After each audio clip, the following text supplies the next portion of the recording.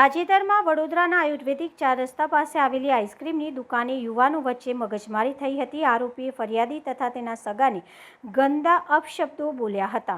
ત્યારબાદ તેમને જાનથી મારી નાખવાની ધમકી આપી હતી। જોકે તે બાદ મામલો બીચક્યો હતો અને આરોપીને યુવકને જાનથી મારી નાખવાના ઈરાદે તેના પર થાર ચડાવી દેવાનો પ્રયાસ કર્યો હતો, જેમાં યુવકનો માંડ બચાવ થયો હતો। આખરે ઉપરોક્ત મામલે પાણીગેટ પોલીસ મથકમાં ખૂનની કોશિશનો ગુનો દાખલ કરવામાં આવ્યો છે। પાણીગેટ પોલીસ મથકમાં ફરિયાદી હરીશ રમેશભાઈ કહાર, રહેઠાણ મહાદેવનગર, પાણીગેટ, વડોદરાની નોંધાયેલી ફરિયાદ અનુસાર તેઓ 21 જુલાઈના રોજ રાત્રિના 12:30 વાગે આયુર્વેદિક 3 રસ્તા પાસે આવેલી આઈસ્ક્રીમની દુકાન પાસે હાજર હતા। તે દરમિયાન કુણાલ રમણભાઈ કહારે ફરિયાદી તથા તેના કાકાના દીકરા તરંગ કહારને ગંદા અપશબ્દો આપ્યા હતા અને માર માર્યો હતો। ત્યારબાદ આરોપી કુણાલ કહારે ફરિયાદીને મારી નાખવાના ઈરાદે તેમના એક્ટિવા સાથે જાણી જોઈને થાર ગાડી અથાડી દીધી હતી અને બાદમાં ત્યાંથી ફરાર થઈ ગયો હતો। અકસ્માતની ઘટનામાં ફરિયાદીને હાથમાં ફ્રેક્ચર થયું હતું। આખરે ઉપરોક્ત મામલે પાણીગેટ પોલીસ મથકમાં કુણાલ રમણભાઈ કહાર વિરુદ્ધ ખૂનની કોશિશની ફરિયાદ નોંધાવવામાં આવી।